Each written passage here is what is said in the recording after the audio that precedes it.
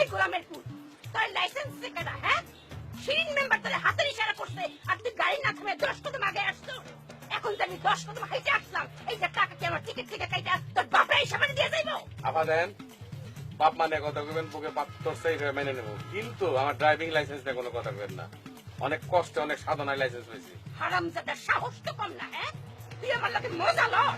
শোন, তোর এই লাইসেন্স আমি এই রুটে বাতিল করলাম। আগামী ইলেকশন আগ পর্যন্ত তুই এই রোড দিয়ে গাড়ি চালাতে পারবি না। বাংলাদেশের অন্য দেশে সেখানে চালা।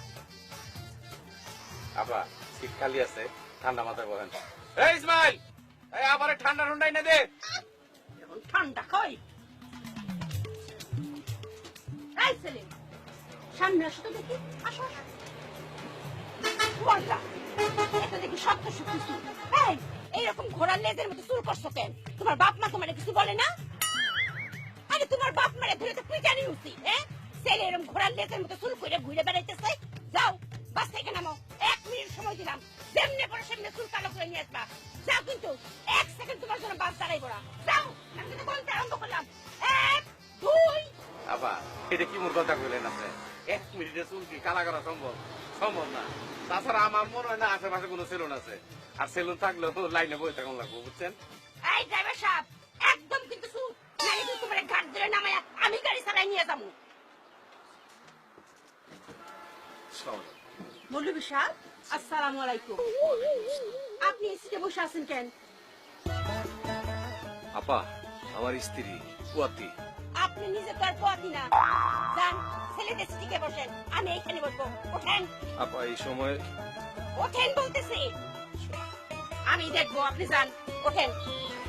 সাবধান, আল্লাহ ভরসা। আপা ইসলাম ওয়ালাইকুম সালাম। দেখে রাখেন।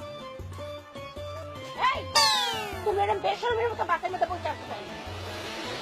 লাশ শরম, লাশ শরম এই দুনিয়াতে উঠে গেছে।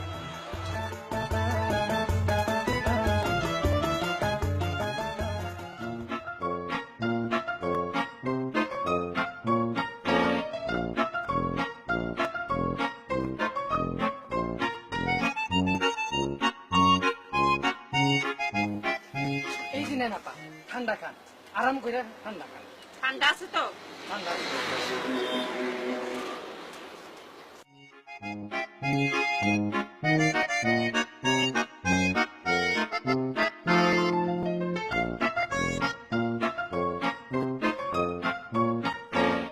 এই তো, এখন তো কত সুন্দর দেখা দিতেছে।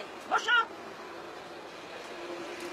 এই লাইসেন্স বাতিল হওয়ার ড্রাইভার, গাড়ি চালাও। আরে বসো তুমি।